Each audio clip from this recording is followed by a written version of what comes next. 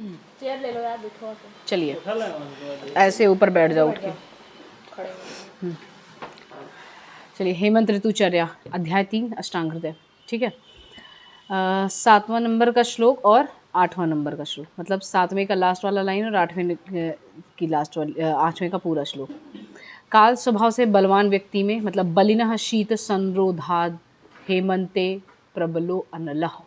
अनल और अनिल में डिफरेंस है। अनल मतलब अग्नि और अनिल मतलब वायु। वायु। ठीक है, तो इसका ध्यान रखना श्लोक में कहाँ क्या आ रहा है। ठीक, तो अभी यहाँ पे काल स्वभाव से, काल स्वभाव मतलब हेमंत ऋतुचर्या की बात अगर करेंगे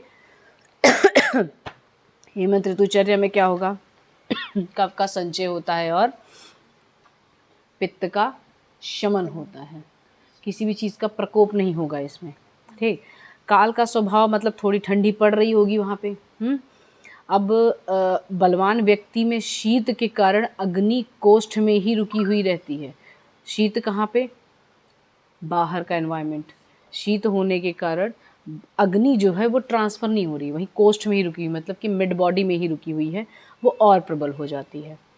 ठीक, या कह लीजिए और प्रबल हो गई, या ऐसा कह लीजिए, मैंने एक लेक्चर में अभी बताया हुआ था, फीलिंग्स, मतलब जैसे बाहर का टेम्परेचर कम है तो कंपैरेटिवली अंदर का टेम्परेचर लगेगा कि हाँ थोड़ा सा गर्म लग रहा है, मतलब अब मुझे भूख ज़्यादा लग रही, इसीलिए ठंडियों के मौसम में मतलब रिपीटेडली भूख लगती रहती है। ठीक है, इसलिए अधिक गुरु और आहार की आवश्यकता होती है, जितना ज़्यादा खाना खा पाओ। तो ढेर सारे वो रेसिपीज़ वगैरह जो होते हैं ठंडियों में ही बनना शुरू होते हैं। नहीं तो क्या होगा, यदि भूख आपको ढेर सारी लगी है, बहुत कॉमन क्वेश्चन है, और आपने खाना नहीं खाया, डाइटिंग पे हो लिए, फिर क्या होगा, या कोई कंडीशन ऐसी रही कि किसी कारणवश आपको खाना उस समय नहीं मिल पाया, आप क्लास में थे, आप मोबाइल में बिजी थे, तो क्या होगा, दूसरी अष्टांग हृदय ले लो ना, अष्टांग हृदय दूसरी रखी होगी, यहाँ से उठाओ, ये वाली, ये वाली,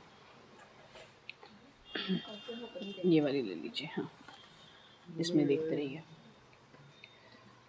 तो क्या होगा, अगर अग्नि प्रबल है, अग्नि लगी हुई है, मतलब अग्नि जाठराग्नि प्रदीप्त हो रखी है और आपने खाना उसको नहीं दिया, कुछ खाने के लिए नहीं दिया, कुछ पचाने के लिए नहीं दिया, तो क्या होता है,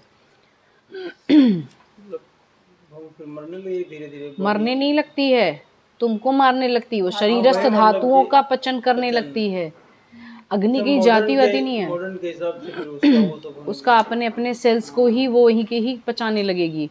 ठीक है, वो अब वो मॉडर्न हमें बताओ, हमको मॉडर्न मत बताओ, मॉडर्न सब जगह लिखा हुआ है, सब लोग पढ़ लेंगे। ठीक है, आयुर्वेद के अकॉर्डिंग क्या होता है, जो आपकी सप्त धातुएं हैं जो आहार से बनने वाली थी, वही बैक फ्लो में उन्हीं का पचन होने लगेगा। ठीक, इसलिए हेमंत में वातनाशक, मतलब वातनाशक कौन से रस होते हैं, वातनाशक रस कौन से होते हैं,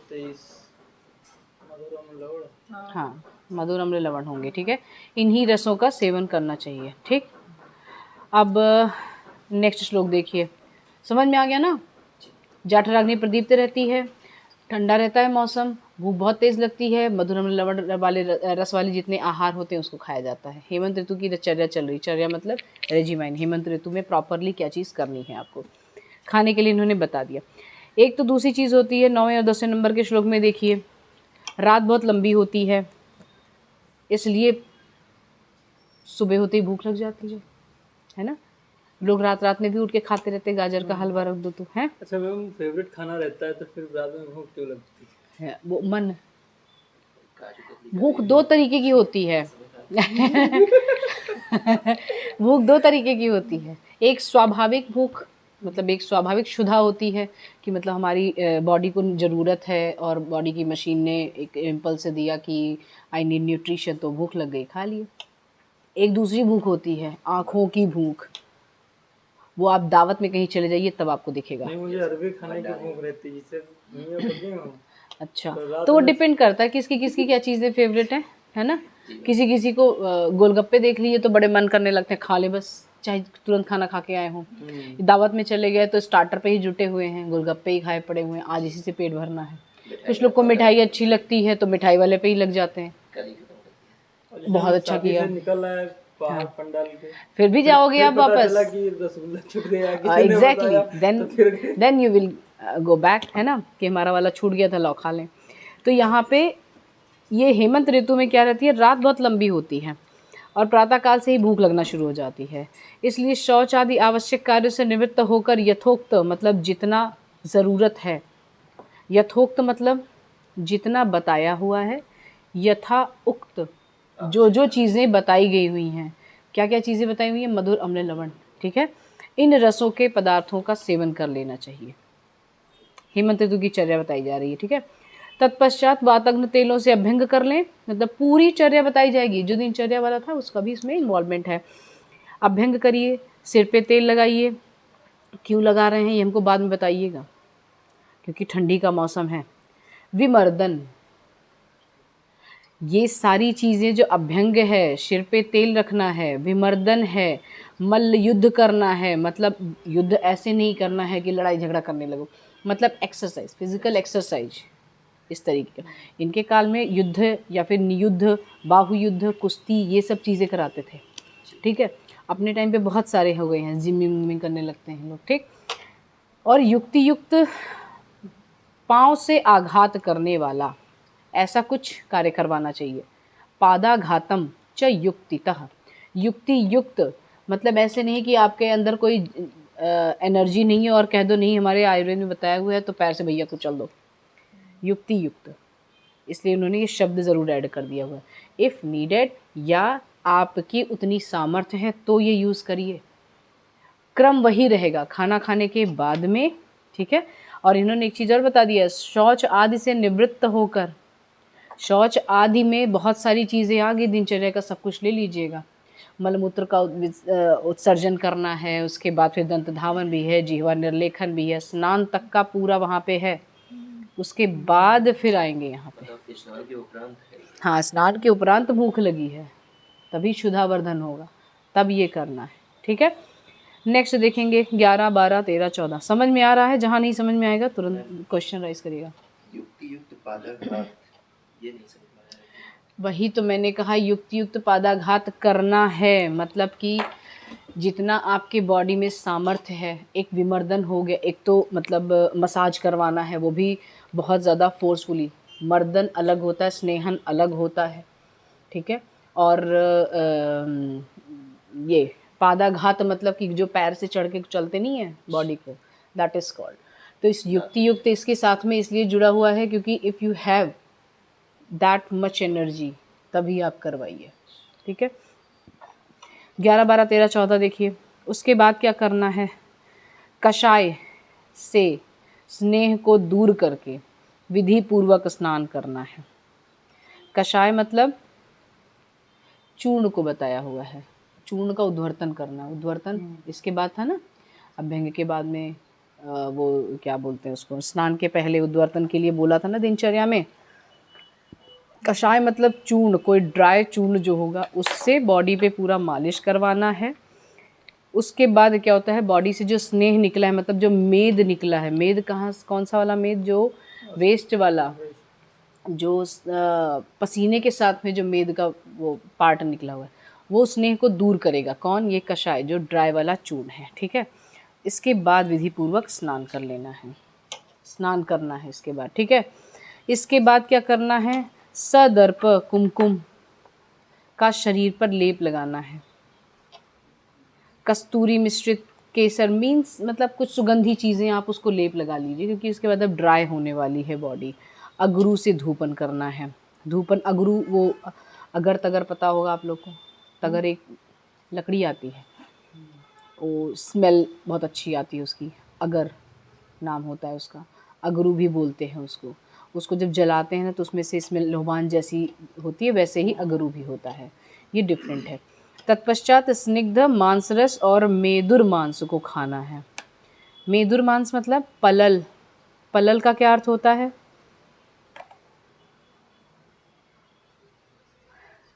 जो नॉन वेजिटेरियन है वही तो बताएंगे पलल क्या है।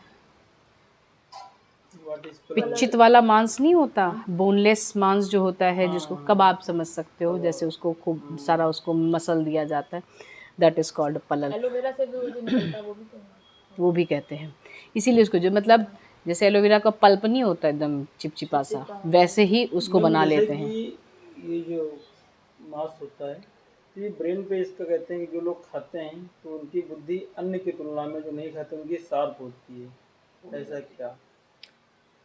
अभी वो टॉपिक मत लो, ठीक है। अभी वो टॉपिक मत लो, जब हम अन्न स्वरूप विज्ञानी अध्याय पढ़ाएंगे तब उसके बारे में बताएंगे। जब मांस वर्ग आएगा पढ़ाने के लिए तब आप सारे क्वेश्चन वहाँ पूछिएगा, ठीक। इससे रिलेटेड गुड़ से बनी हुई मद्य, सुरामंड और सुरा का पान करना है। यहाँ पे जितनी भी चीज़ें खाने की बताई जाएंगी सब उष्ण वीर्यात्मक हैं, ठीक है। सब उष्ण उष्ण होंगी ताकि जल्दी जल्दी पच जाए और भारी होंगी पचने में, ये भी होना चाहिए। उष्ण वीर्यात्मक क्योंकि ठंडी का मौसम है, और भारी होंगी पचने में क्योंकि अग्नि प्रदीप्त है इसलिए। गोधूम मतलब गेहूं का बना हुआ। पिष्ट, पिष्ट मतलब यहाँ पे पिष्टान्न जो बोलते हैं वो चावल के आटे का भी होता है। यहाँ पिष्ट मतलब तिल से बना हुआ पदार्थ भी कह सकते हैं इसको, जो पेस्ट जैसा रहे। उड़द, गन्ने का रस, दूध से बने हुए उपयुक्त पदार्थों का सेवन करना है, मतलब दूध से बने हुए कुछ भी पदार्थ जो होते हैं श्रेष्ठ जो होंगे, अब विकार ना हो दूध के, जैसे पनीर है तो दूध का विकार हो जाएगा वो, ठीक, वो खराब पार्ट होता है दूध का। ऐसी चीज़ों का उपयोग करना है। नवीन अन्न, वसा और तेल का सेवन करना है। यहाँ ही केवल नवीन अन्न का सेवन करने के लिए बोला गया है, अदरवाइज हर जगह पे ये कहा हुआ है जो धान्य है, जो अन्न है उनको 1 साल पुराना हो जाने दीजिए, है ना। जब अन्न स्वरूप विज्ञानी अध्याय बता रहे थे तो वहाँ पे भी आया हुआ है ना। शरीर के शोधन के लिए सुखोदक पानी का उपयोग करना चाहिए। ड्रिंकिंग वाटर कैसा होना चाहिए? सुखोदक मतलब बहुत ज़्यादा ठंडा नहीं, हल्का सा वार्म ज़रूर होना चाहिए। इससे जो शरीर का शोधन होगा, मतलब जो खाया है वो पचता रहेगा। हल्का गर्म होना चाहिए, सुखोदक। युक्ति युक्त सूर्य के किरणों का और स्वेदन का भी उपयोग करते रहना चाहिए। जूता पहने रहिए हमेशा के लिए इस मौसम में। हमेशा मतलब कि जब भी आप बाहर जाएं या कुछ कहीं भी चल बल रहे हो तो आप जूते का उपयोग करिए, या फिर पादत त्राण बोला हुआ है, कोई भी फुटवेयर्स आप यूज़ करिए। जैसे कॉन्सेप्ट में पढ़ा था कि जो लोअर लोअर वायरस वो होता है, हाँ प्रोटोजोआ, तो कहते हैं कि जो पैर की एड़ी होती है अगर वहाँ से थोड़ा फटा हो तो वहाँ से घुस के वो यहाँ आ जाता है। आ जाता है, तो उसका स्वभाव है वहाँ तक आने का। तो मतलब वो ब्लड में मिक्स होता है, फिर वो एक्चुअली वो सर्कुलेशन में मिक्स होता है, केवल ब्लड नहीं कह सकते, लिम्फेटिक सर्कुलेशन में भी वो मिक्स हो जाता है, वहाँ से भी पहुँचेगा। अब जैसे लोग कहते हैं कि जो ये है पोलियो का वायरस कहीं भी आ जाता है पूरी बॉडी में, लेकिन उसका इफेक्ट कहाँ पे रहता है? लोअर लेग, है ना। उसी तरीके से वो भी है, वायरस का हर एक जगह का अफेक्टिव पार्ट होता है, वहाँ पे जाएगा, ठीक। समझ में आ गया? युक्ति युक्त पूर्वक जो है आपको सूर्य की किरणों का भी ताप करना है। कुछ लोग होते हैं जिनकी स्किन बहुत सेंसिटिव होती है, तो ऐसा नहीं ज़बरदस्ती नहीं तुम हेमंत ऋतु में हो तुमको चलना पड़ेगा धूप में, ये नहीं होना है। अगर युक्ति युक्त इसीलिए बताया हुआ है, if you can bear you can take the surya kiran, ठीक है, अदरवाइज लीव इट। स्वेदन करना है, स्वेदन मतलब जैसे हीटर वगैरह लगा लेते हैं लोग, ऐसे ऐसे लोग रहते हैं इनको इतनी ठंडी लगती है ना। तो उस तरीके से हर जगह पे इन्होंने युक्ति युक्त लगा रखा है कि जो चीज़ आपकी बॉडी टॉलरेट कर पाए बस उतना ही, सामर्थ्य अनुसार। श्लोक नंबर 15 देखिए।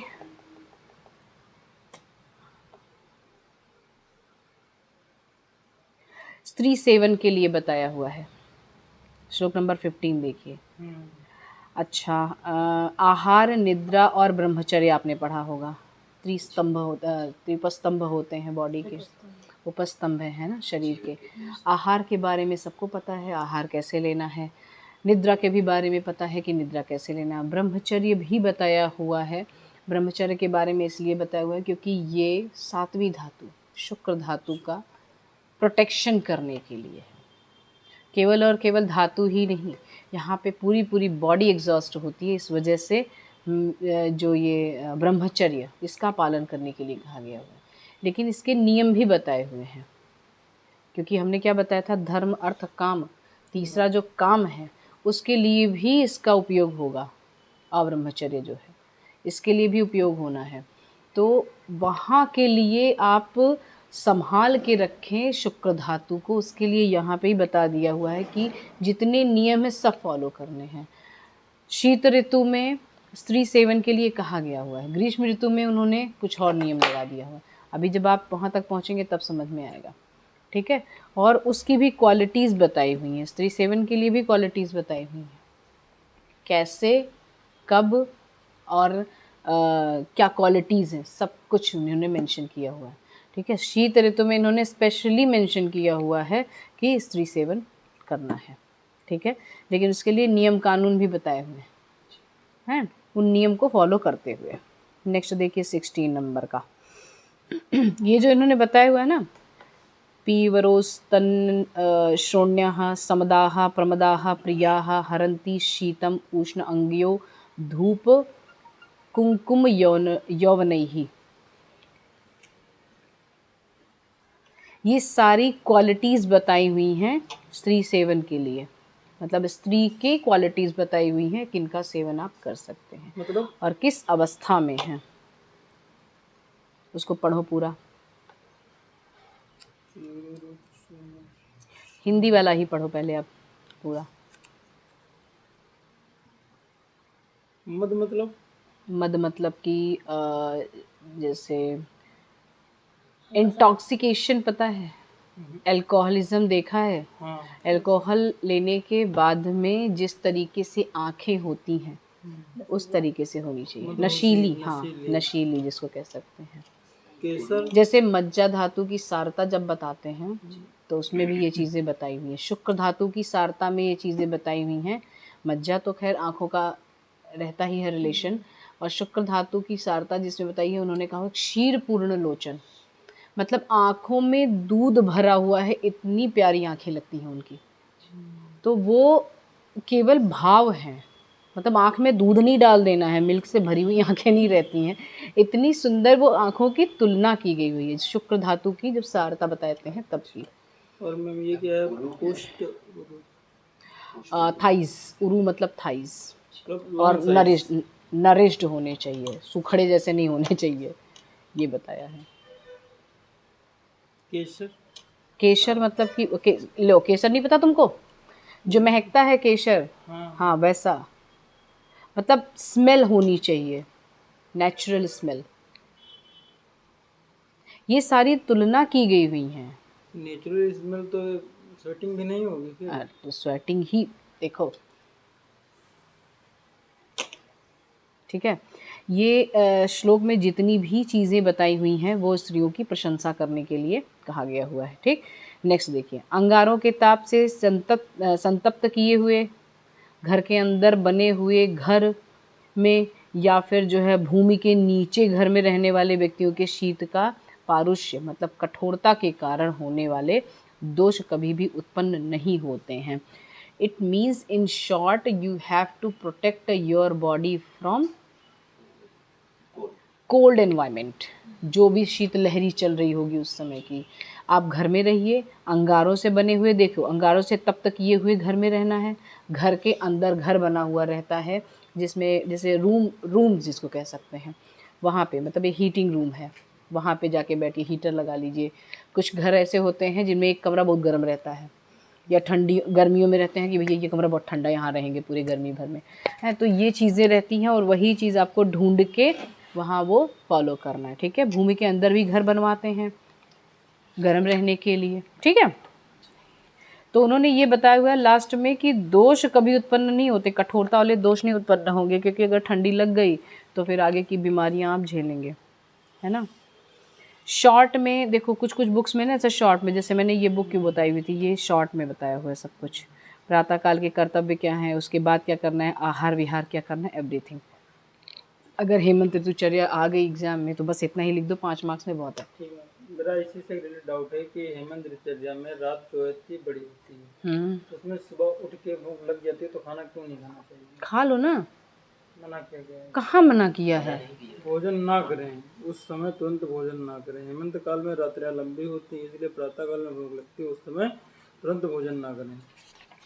ऐसा नहीं है, भोजन करना है, वही तो मैंने आपको बताया। तुम श्लोक पे जाओ ना, हिंदी का। श्लोक पे जाओ।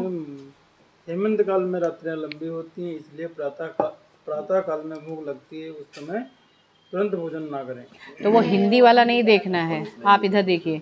दैर्घ्यान निशान न में हरती प्रातरेव बुभुक्षितः, न बुभुक्षितः नहीं लिखा हुआ है, बुभुक्षितः लिखा हुआ है, प्रातरेव बुभुक्षितः। ये जो हिंदी में लिखी हुई चीज़ें हैं ना, ये हिंदी में लिखी हुई चीज़ें, ये राइटर की अपनी एक्सप्रेशंस हैं और राइटर के अपनी बुद्धि विवेक है कि श्लोक से उसने क्या सीखा। वो मिसप्रिंट भी हो जाता है कभी कभी, और मिसप्रिंट भी रहेगा कभी कभी, या फिर राइटर को ये नहीं समझा होगा, या राइटर ने कुछ और समझ के बताया होगा।